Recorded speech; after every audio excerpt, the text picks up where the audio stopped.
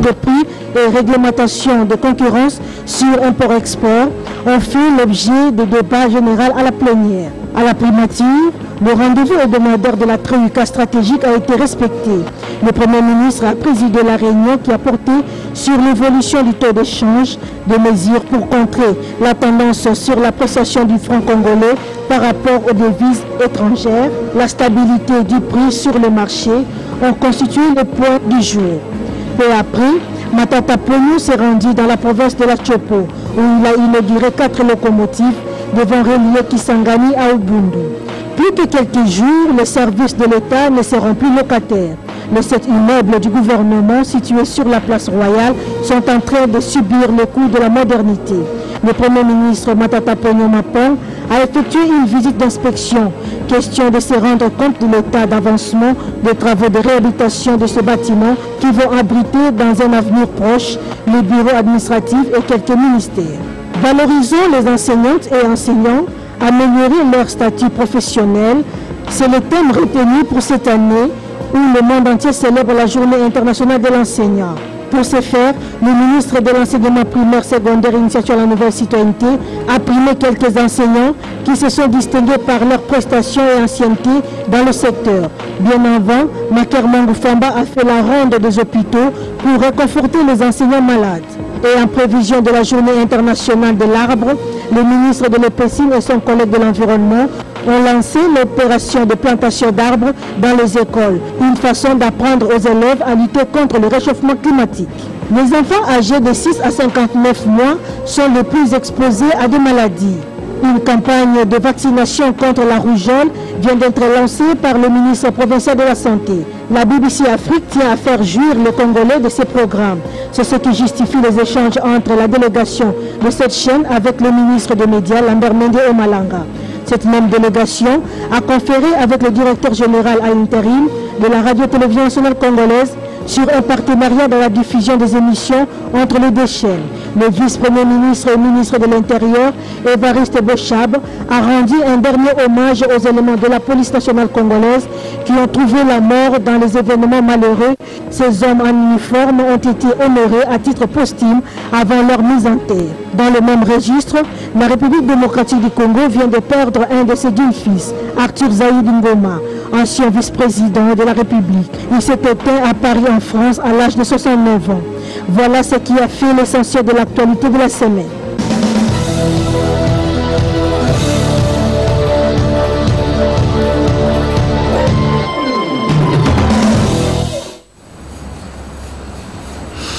Les tests prénuptiaux sont importants pour certaines personnes qui se préparent pour une vie de couple, mais pour d'autres non.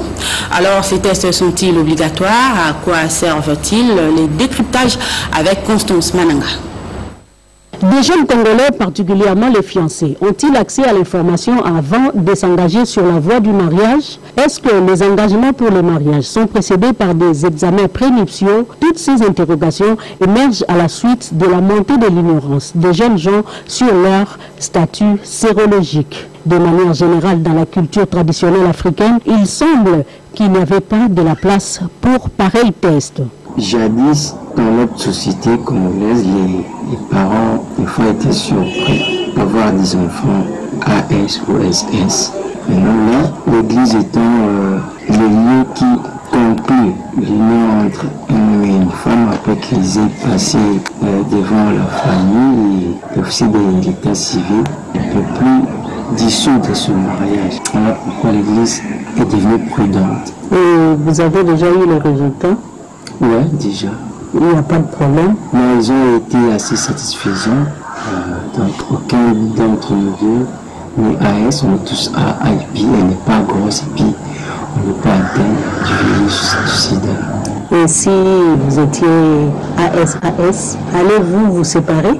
Bon, ça c'est un peu compliqué à dire. Hein. Bon, notre cas, étant donné on n'est pas concerné, bon, là on tient compte aussi du fait qu'on s'aime. Hein. Mais quels sont les risques auxquels sont exposés les fiancés et pourquoi les prétendants doivent nécessairement passer ces tests? Les tests prénuptiaux sont importants parce que cela permet de dépister certaines maladies qui peuvent être chez les futurs époux. Entre-temps aussi, on peut prévenir des maladies que les époux peuvent transmettre à leurs enfants. Nous avons la première des maladies, je crois que c'est la drépanocytose ou l'anémie SS. Et nous pouvons aussi en même temps parler de VIH. Et certaines maladies parasitaires comme la toxoplasmose, ainsi qu'une maladie virale comme nous appelons rubéole. La conséquence, lorsque ces examens ne sont pas réalisés avant le mariage, et que les futurs époux, les fiancés sont porteurs de cette maladie, c'est que leur progéniture peut en souffrir. Nous avons certaines maladies, comme j'ai cité la toxoplasmose. Ça, c'est plus dans le cadre d'une consultation préconceptionnelle. La femme peut avoir des avortements à répétition, l'enfant peut naître, il peut avoir certaines malformations neurologiques et certaines atteintes oculaires. Une femme porteuse d'une grossesse et de rhésus négatif et que son mari est de rhésus positif, donc ça peut aussi aider. Avec la montée de la religion, notamment le christianisme, les mariages sont célébrés avec faste dans les églises. Mais les pasteurs eux-mêmes sont-ils en mesure de prévenir les dégâts dus au manque d'informations? Le pasteur doit faire savoir au couple ce qu'il faut et le faire découvrir. En partant de ces examens-là, c'est là on peut découvrir toutes les questions relatives à la sexualité. Il y a tout un tas d'histoires. La Bible nous dit que le lien du mariage est insoluble. Les gens doivent s'engager une fois pour toutes. Mais allez-y comprendre si vous ne faites pas ces examens-là et qu'il y a incompatibilité dans les couples. En cas d'incompatibilité, normalement, ils ne doivent pas se marier. Le groupe sanguin sert à identifier le globule rouge, tandis que l'hémoglobine, c'est ce qui se trouve dans le globule rouge. Lorsque nous avons un parent et A, l'autre est B, ils peuvent donner effectivement naissance à un enfant de groupe 0 ou O, seulement dans la mesure où ils sont du génotype plutôt pour le père, par exemple A avec un petit 0 et pour la mère B avec un petit 0. Le pouvoir public n'a pas l'obligation de forcer les gens à faire des examens. C'est plutôt l'éducation, la conscientisation que chacun doit être à mesure de se prendre en charge. Dans le mariage, ils doivent nécessairement se faire examiner, c'est pour leur bien. L'idéal serait de connaître son groupe sanguin, facteur rhésus, l'électrophorèse et pourquoi pas son statut sérologique, car c'est connaître et connaître son partenaire, c'est sauver des vies. Le deuxième dossier de la rédaction porte sur les personnes autistes, c'est-à-dire atteintes de troubles psychiques. Ces personnes sont, dans la plupart des cas, martyrisées, traitées de sorciers dans nos quartiers ou églises. Ramazani Mulunda nous parle de la prise en charge de ces personnes malades. Suivez. Qu'est-ce que c'est traumatisant que d'être parent à un enfant autiste dans notre société? Notre enquête a révélé qu'on est de la part de son entourage stigmatisé, vilipendé et parfois même accusé à tort d'être un agent du diable. Au départ, la famille n'avait rien dit, mais au bout de 5 ans, lorsqu'on a constaté que l'enfant ne pouvait ni parler, ni marcher, les gens se sont mis à s'interroger si vraiment cet enfant était le leur. Et puis, l'enfant avait beaucoup de caprices.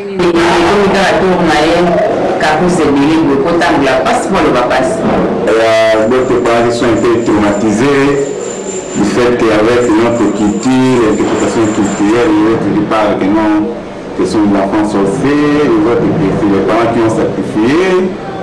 Mais comme les scientifiques disent que la chance, c'est la chance, pour nous, ce n'est pas le problème de la sorcière, ce n'est pas le problème que les parents sacrifient ces enfants-là. L'autisme n'est ni une maladie, ni de la sorcellerie, plutôt c'est une anomalie comportementale qui peut être corrigée si l'enfant est pris en charge par un psy, s'il n'est pas encore tard. L'autisme est un trouble neurodéveloppemental qui se manifeste, dont les caractéristiques sont visibles chez l'enfant avant qu'il atteigne 36 mois. Et les caractéristiques de l'autisme sont de 3 sortes. L'altération au niveau de l'interaction sociale, au niveau de la communication réceptive et expressive. Mais il y a le troisième domaine autour desquels on constate des altérations, c'est notamment le comportement. Les enfants qui ont l'autisme, comme toute autre personne, sont récupérables. Les enfants qui ont de l'autisme sont d'abord avant tout des personnes comme tout le monde, mais ils ont une déficience, ils ont simplement un problème qui perturbe leur développement. Donc ce sont les personnes qui sont récupérables. La perturbation se situe au niveau de la communication et de l'interaction sociale principalement. On peut organiser des activités pour essayer de les récupérer. On s'est trouvé dans le monde des personnes avec autisme, mais qui sont professeurs d'université, qui travaillent, qui font du boulot comme tout le monde, mais ils ont des caractéristiques autistiques. Donc c'est qu'on peut très bien récupérer des personnes qui ont de l'autisme. L'éducation de l'enfant autiste est exigeante, personnalisée et fait recours aux méthodes d'enseignement très spécifiques avec un personnel enseignant très qualifié. Comme ce sont des enfants qui ont des troubles, il est des fois difficile de les maîtriser, de l'exercer. Il faudrait vraiment être patient parce que en manque de patience, on ne sera pas. Ce sont un peu de difficultés que l'on rencontre. La lecture, c'est là au niveau de chaque enfant. Il y a des élèves qui lisent tout simplement des lettres isolées, donc voyelles qu'on sort. Il y a des élèves qui donnent des syllabes, d'autres des mots, d'autres encore des phrases. Ici, dans ce centre, c'est l'unique centre de la RDC qui est spécialisé en diagnostic de l'autisme, qui est beaucoup plus spécialisé, avec des outils beaucoup plus spécifiques dans le diagnostic de l'autisme. Donc, nous les recevrons, ils reçoivent le diagnostic, nous élaborons un programme éducatif individualisé, et puis on essaye maintenant de les accompagner, de prendre en charge. Non seulement, on ne prend pas seulement en charge les enfants, mais également les parents.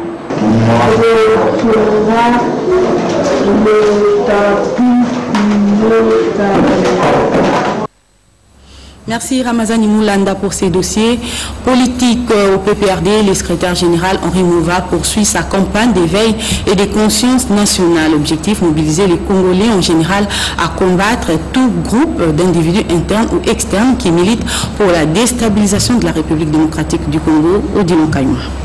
Depuis un certain temps, le secrétaire général du PPRD, Henri Mouva Sakani, est en alerte.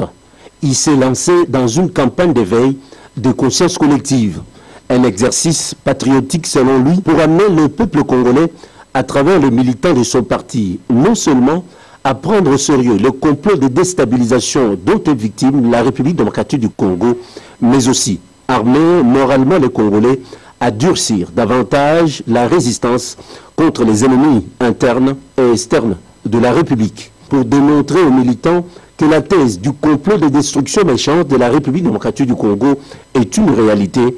Le secrétaire général du PPRD, Henri Mouva Sakani, a fait allusion aux tristes événements du 19 et 20 septembre 2016 vécus à Kinshasa, sans oublier les menaces proférées à l'endroit des vaillants généraux congolais et tout récemment la décision de la Belgique délimitant à 6 mois la durée des visas accordés aux officiels congolais.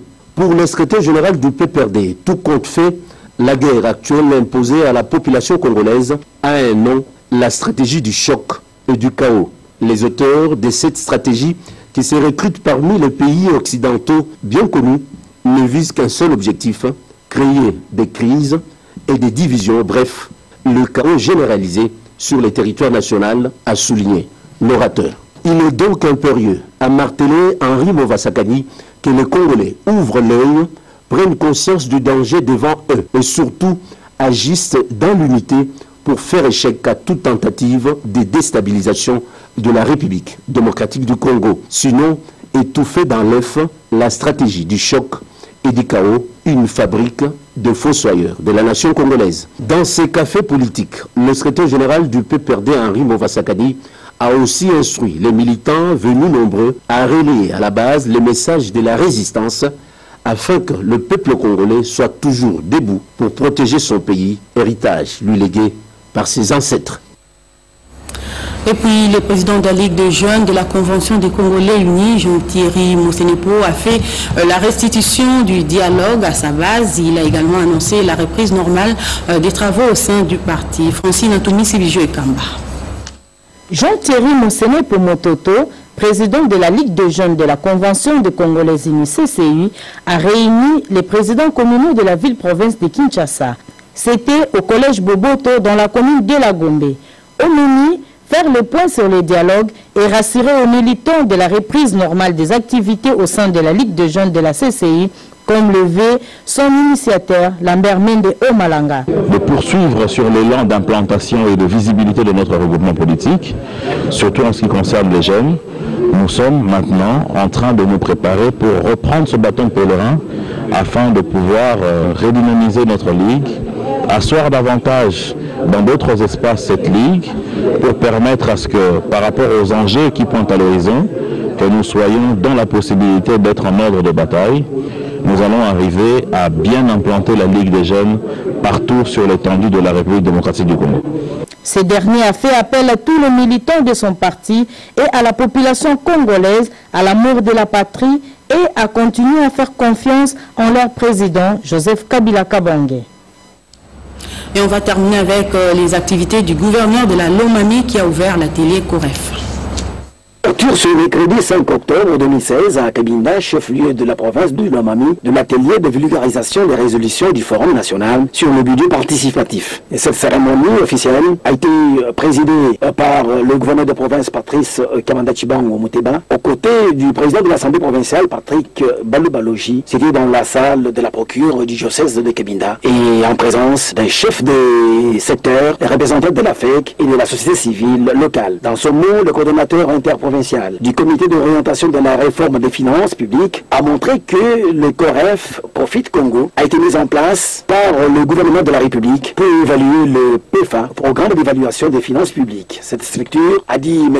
Alfred Kamba, accompagne toutes les réformes en matière des finances publiques, domaine clé de la vie nationale. Pour le gouverneur de province Patrice Kamanda, la RD Congo, à l'instar d'autres pays africains, se trouve résolument engagée dans le processus de réforme dans les différents domaines, particulièrement du domaine des finances publiques, qui engage également la province du Lomami. L'autorité provinciale a salué les efforts du gouvernement central sous l'impulsion du chef de l'État Joseph Kabila Kabange, qui ne cesse de fournir des efforts pour approcher les administrés de leurs responsables par une organisation efficace du territoire national. Après le lancement officiel de l'atelier, le gouverneur Patrice Kamanda a visité le parking du marché central de Cabinda pour se rendre compte des difficultés qu'éprouvent les commerçants et la population marchande compte tenu de l'inaccessibilité des véhicules à ce point de chargement et de déchargement de leurs marchandises. Il a promis de trouver une solution rapide à cette situation à la demande de la population marchande pour que l'avenue Yakaumbu soit réhabilité. L'actualité sportive ce week-end est dominée par le match de la première journée des éliminatoires de la Coupe du Monde Russie 2018. Hier, les Léopards ont battu les Chevaliers de la Méditerranée par 4-0. D'autres résultats d'hier, les Gabon a fait 0-0 contre le Maroc. La Côte d'Ivoire a pris le dessus du Mali par 3-1. Burkina Faso, Afrique du Sud 1-1. Et les Sénégal a eu raison de Cap-Vert par 2-0. Ligue nationale de football à suivre ce dimanche à Matadi. Renaissance du Congo sera face à Veti Club et à Kinshasa ASV Club contre SC Rojolu. Une dépêche de Jean-Jacques Abassiko. Madame, Monsieur, merci d'avoir été de notre. Passez un bon dimanche.